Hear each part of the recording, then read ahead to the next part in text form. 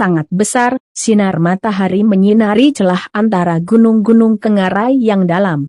Di lereng bukit di samping lembah, ada salju yang tersisa. Meskipun ini sudah awal musim panas, salju belum mencair. Dingin di sini sangat panjang. Raungan binatang buas terkadang terdengar. Di permukaan lembah berdiri sebuah kota yang luar biasa. Dunia di luar. Pegunungan St. Ancestral telah ditempati oleh binatang buas. Orang-orang yang tinggal di pegunungan belum menghubungi dunia luar selama ratusan tahun. Orang-orang yang tinggal di kota tidak yakin dengan situasi dunia luar. Telah dicatat bahwa pada periode paling mulia umat manusia, memiliki ribuan pejuang peringkat legenda dan spiritualis setan, manusia membangun banyak kerajaan di benua yang luas, tetapi kerajaan itu telah musnah. Kota, karena letaknya yang tersembunyi secara geografis, terpelihara dengan baik dari zaman kegelapan. Mereka kadang-kadang akan menghadapi serangan dari binatang angin salju yang kuat di dalam pegunungan St. Ancestral, namun, setelah melalui banyak konflik yang menghancurkan, kota ini dibangun kembali berulang kali. Dinding-dinding beraneka ragam ini adalah monumen yang kuat. Kota ini disebut Glory City, dan itu adalah simbol harapan bagi umat manusia. Institut Anggrek Suci, kelas Fighter Apprentice, lebih dari 30 siswa sedang duduk dan sedang menunggu untuk mendengarkan guru perempuan ketika dia memberikan pengetahuannya. Para siswa adalah sekelompok Fighter Apprentices. Mereka adalah siswa Institut Anggrek Suci Kota Glory. Aku mendengar bahwa guru baru, Sen Xiu, adalah salah satu dari bintang spiritual siluman-siluman 3 bintang keluarga suci. Beberapa siswa sedang berdiskusi dengan lembut di antara mereka sendiri. Perhatian siswa difokuskan pada guru. Dia memiliki sosok tinggi, mengenakan gaun lavender yang membalut tubuhnya, memberikan penekanan pada dadanya yang ceria. Dia memiliki sepasang kaki putih ramping, dan memakai make-up yang indah yang membuatnya terlihat cantik dan elegan. Matanya penuh dengan kesombongan dan kesombongan. Keluarga suci adalah salah satu dari 3 keluarga utama Kota Glory. Karena dia memiliki kelahiran yang mulia, dan seorang spiritualis iblis peringkat 3 bintang perak, dia secara alami memiliki modal untuk menjadi sombong. Sebagai spiritualis iblis perak peringkat 3 bintang, ia biasanya tidak datang ke sini untuk mengajar. Dia hanya setuju karena keponakannya ada di kelas ini. Demon spiritualis Saint Fighters memiliki 5 peringkat yang berbeda, yaitu perunggu, perak, emas, emas hitam dan peringkat legenda. Setiap peringkat kemudian dibagi menjadi 5 level, dari 1 bintang hingga 5 bintang. Seorang spiritualis setan berada di atas petarung. Kami adalah eksistensi yang benar-benar mulia. Seorang spiritualis setan dapat membentuk dunia jiwa di dalam dantian mereka. Mereka memiliki kemampuan untuk mengintegrasikan iblis yang ditangkap ke dalam wilayah jiwa mereka dan kemudian bergabung dengan iblis dalam pertempuran.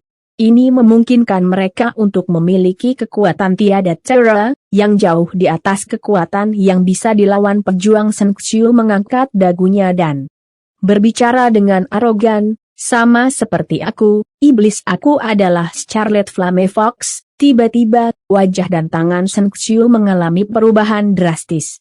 Bentuk wajahnya menjadi lebih tajam, gigi dan kukunya juga menjadi lebih tajam. Akhirnya, ekor merah muncul dari punggungnya. Setelah bergabung dengan iblis, aku bisa mengendalikan kekuatannya serta mendapatkan kemampuan tipe api. Di antara setan, Scarlet Flame Fox adalah binatang peringkat emas. Ini berarti bahwa level tertinggi yang bisa aku capai adalah Gold Spirit Demon Spirit Shell. Tentu saja, setelah menjadi spiritualis iblis peringkat emas, aku bisa menggantinya dengan iblis yang lebih kuat. Ketika sampai pada kultivasinya, kebanggaan di wajah Sen Xiu menjadi lebih tebal. Kata-kata Sen Xiu membuat sekelompok siswa kagum. Gold Rank Demon Spiritualists adalah keberadaan di luar jangkauan bagi sebagian besar dari mereka. Saat Sen Xiu terus mengajar di atas panggung, Nili sedang duduk di barisan belakang. Pikirannya sedang kesurupan ketika jiwanya melayang-layang. Setelah beberapa saat, Nili perlahan membuka matanya. Dia tidak bisa tidak bingung dengan pemandangan di depannya. Di mana aku? Nili bertanya dalam hati pada dirinya sendiri. Dia benar-benar terkejut ketika dia menyadari bahwa tangannya menjadi lebih kecil dan kulitnya menjadi jauh lebih lembut. Seng Xiu berada di atas panggung, berbicara tanpa henti. Nili jelas ingat bahwa ini adalah tahun ia bergabung dengan institut. Guru yang mengajar adalah spiritualis iblis perak peringkat 3 bintang dan sangat arogan. Karena dia, Nili tidak mau belajar untuk beberapa saat. Aku sebenarnya terlahir kembali. Nili sangat terkejut. Dia ingat dikelilingi dan diserang oleh Sage Emperor dan 6 binatang peringkat dewa dan mati dalam pertempuran. Tampaknya jiwanya terlahir kembali ke masa ketika ia berusia 13 tahun. Nili melihat ke samping, dan melihat wajah-wajah yang akrab, Lu Piao dan Du Zai. Saudara-saudara ini yang berbagi hidup dan mati. Bersamanya masih hidup, kecuali penampilan mereka sangat tidak dewasa dan dia, Nili melihat ke kiri. Beberapa meter darinya, wajah cantik tanpa cacat masuk ke bidang penglihatannya. Namanya Yeziun. Meskipun penampilannya baru berusia 13-14 tahun, dia sudah terlihat langsing dan anggun dengan rambut berwarna ungu yang turun ke pinggangnya. Dia memiliki alis yang melengkung, dan pancaran cerdas terlihat di matanya. Setiap kali dia tersenyum, dia akan memiliki lesung pipi yang dalam. Meskipun dia terlihat agak kekanak-kanakan, Nili tahu bahwa, ketika dia tumbuh sedikit lebih, dia akan sangat cantik dan mempesona. Dia mengenakan gaun putih sutra yang memberinya semacam keanggunan yang tak terkatakan. Dalam kehidupan sebelumnya, Nili memiliki kasih sayang yang mendalam padanya sejak dia masih remaja. Dia belum mati. Nili sangat bersemangat sampai-sampai dia hampir tersedak. Aku sebenarnya kembali ke masa lalu, apakah ini nyata? Bukan mimpi? Nili bertanya pada dirinya sendiri ketika dia sangat mencubit dirinya sendiri. Rasa sakit yang jelas mengatakan kepadanya bahwa ini bukan mimpi. Tiba-tiba dia memikirkan sesuatu. Buku roh setan temporal. Itu pasti buku roh setan temporal. Nili menundukkan kepalanya dan segera mencarinya, tetapi tidak bisa menemukan temporal demon spirit book. Nili tidak percaya bahwa kelahirannya, fenomena misterius yang menimpanya ini, tidak ada hubungannya dengan buku roh setan temporal yang misterius. Pencipta temporal demon spirit book itu tidak dikenal. Ini buku yang sangat misterius yang selalu disimpan Nili bersamanya. Dia ingat dengan jelas, ketika dia bertarung melawan Sage Emperor dan 6 binatang peringkat dewa, bahwa darahnya telah menutupi buku itu sepenuhnya. Pasti buku roh setan temporal yang membawanya kembali ketika dia baru berusia 13 tahun. Setelah melihat semua wajah yang akrab ini, Nili melayang ke dalam ingatannya yang jauh. Dia ingat ketika Glory City berada di bawah serangan binatang angin salju. Wali kota Glory, Lord Yemo, yang merupakan seorang spiritualis setan peringkat legenda, tewas dalam pertempuran dengan binatang buas di antara ratusan ribu orang. Hanya beberapa ribu yang selamat dan melarikan diri ke padang pasir, di sebelah timur pegunungan St. Ancestral. Selama pelarian, 1 orang yang selamat satu demi satu meninggal di padang pasir. Suatu hari, mereka dikelilingi oleh binatang buas di padang pasir. Malamnya, Nili dan Yeziun mencari kenyamanan jiwa masing-masing. Malam itu, Nili akhirnya memeluk Sang Dewi di hatinya dengan tangannya. Di bawah langit malam, sinar bulan perak menjadi kerudung kabur. Fisik Yeziun yang luar biasa, dengan kulit sebening kristal yang tampak seolah-olah dia dibentuk dari patung batu giok. Mereka saling berpelukan dengan gairah gila jika bukan karena kehancuran kota Glory, dan untuk pelarian yang mengerikan, dia tidak akan pernah bisa mendapatkan bantuan Yeziun. Dia memiliki bakat yang sangat rendah dan berasal dari keluarga yang menurun. Setelah malam itu, Mereka bertemu kelompok binatang buas lain dan untuk melindunginya, Ye Ziun mati di tangan salah satu binatang buas. Nieli tidak pernah bisa melupakan momen itu. Setelah ia mengalami serangan yang mengancam jiwa, Nieli selamat dan berjalan keluar dari gurun tak berujung. Meskipun bakatnya rendah, nalurinya untuk bertahan memungkinkan Nieli melakukan perjalanan ke seluruh benua ilahi. Dia menemukan banyak orang yang bertarung dengan binatang buas. Dia juga menemukan banyak hal misterius, dan tentu saja itu temporal demon. Spirit Book. Jika bukan karena buku itu, Nieli tidak akan bisa kembali. Buku roh iblis temporal yang misterius itu, benar-benar membawanya kembali ke masa lalu. Dia dibawa kembali ke sebelum kehancuran kota Glory. Sebelum orang tuanya, keluarga dan saudara laki-lakinya tewas dalam pertempuran. Sebelum kematian Ye Ziun dalam pelarian. Sejak aku kembali, surga telah memberiku kesempatan lagi.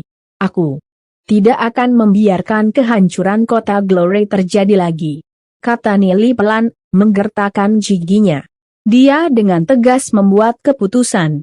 Dia samar-samar ingat bahwa dia seharusnya baru saja mendaftar ke institut tahun ini dan dia harus berusia 13 tahun.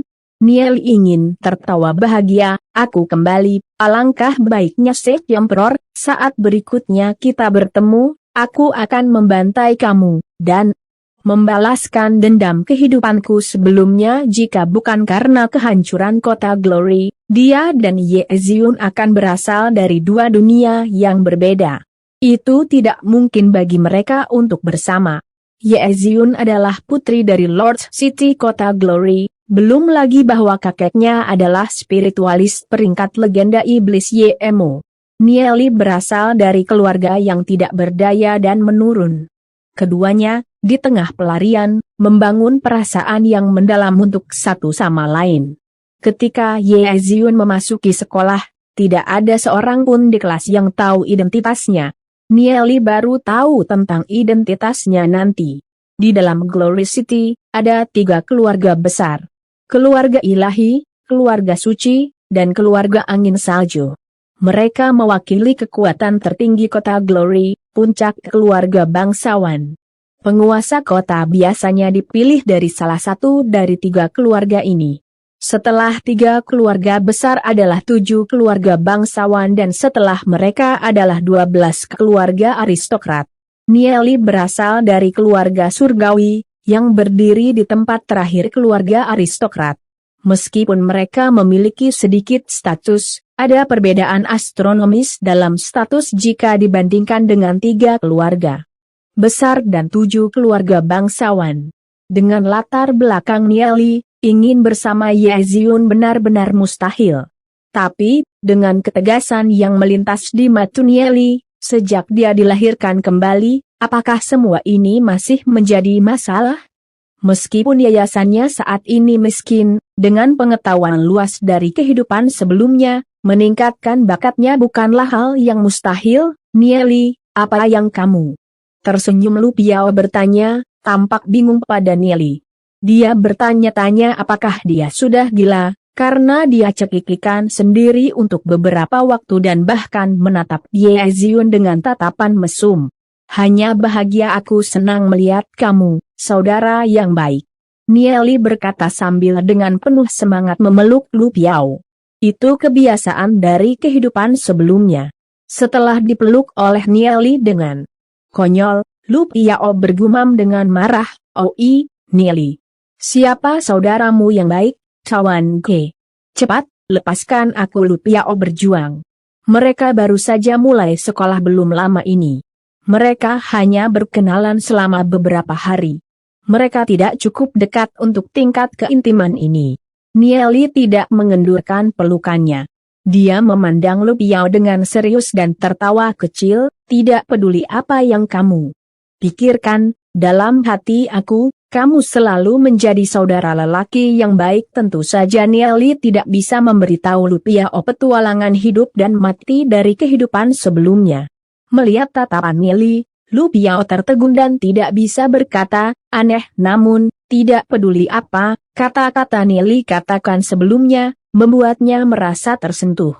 Lu Piao memandang Nieli dan berkata, aku tahu kamu adalah salah satu bangsawan di kota Glory, tapi izinkan aku memperingatkanmu, jangan punya ide untuk gadis itu. Identitasnya sangat misterius. Aku mendengar bahwa ketika dia bergabung dengan institut itu, kepala sekolah secara pribadi mengatur asramanya. Nieli sedikit menyeringai, Lu Piao masih tidak tahu identitas Ye Zun yang sudah dia ketahui. Dia adalah wanita, Nieli menyatakan, menatap gadis berambut panjang yang cantik tidak jauh. Hatinya sangat kuat saat dia memikirkan gairah malam itu. Nieli tidak bisa menahan perasaan panas di hatinya. Nieli tiba-tiba ingat, dia dan Ye Zun masih berusia 13 tahun. Zun, kapan kamu akan tumbuh menjadi wanita yang cantik dan mempesona itu? Aku akan melindungi kamu dan kami akan tumbuh bersama. Tidak jauh dari situ, Ye Zun merasakan sesuatu. Dia menoleh dan melihat ke arah Nieli. Dia dengan lembut mengerutkan alisnya, dan berpikir bahwa Nieli harus menjadi bangsawan yang menyenangkan. Sejak awal kelas, dia telah menatapnya dengan tak terkendali. Jika dia berani memprovokasi dia tidak akan membiarkannya pergi dengan mudah. Ye Zun tidak ingin memanfaatkan statusnya untuk berteman, tetapi itu tidak berarti bahwa dia akan tunduk pada penghinaan.